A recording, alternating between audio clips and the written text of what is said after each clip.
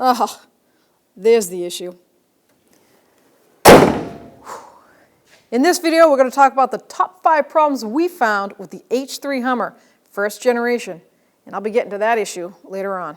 Number 1, fuel. At least you think it's a fuel-related problem, but it really has nothing to do with the fuel. It has to do with the fuel gauge.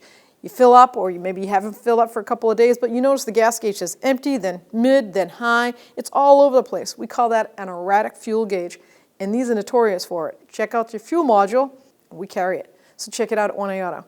Repair it yourself. Number 2, transmission shudder, or actually erratic shifting sometimes. And that's kind of notorious for these generations with the GM transmissions.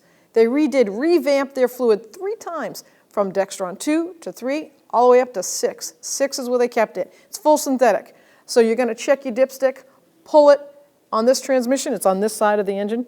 So you're going to pull that dipstick, check your training fluid. If it's burnt, well, you're too late. That's why I strongly recommend intervals every 50 to 60K. All right, number 3, and that has to do with what I talked about earlier. When I opened that hood and I said, oh, there's the issue, I was talking about the 3.7 liter. So if you ever get a code like P0300 and you think, oh, maybe it's just a tune-up or anything, well, there's a list of things with that for this 3.7 liter.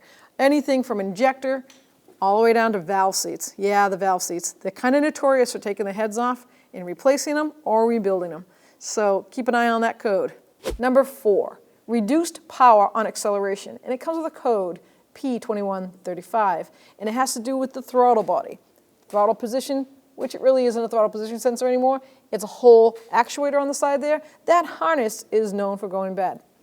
That's what it did. So call GM, see if you can get that harness. Hopefully it fixes your problem. Number 5, last one, happens to be radiator. They crack at the seam. Have you ever seen it do that? I have many a times in this generation. Plastic, for some reason, decides to get heat cracked, and it cracks right open. But the good news is, 1A Auto sells this radiator for you, and we ship it fast and free.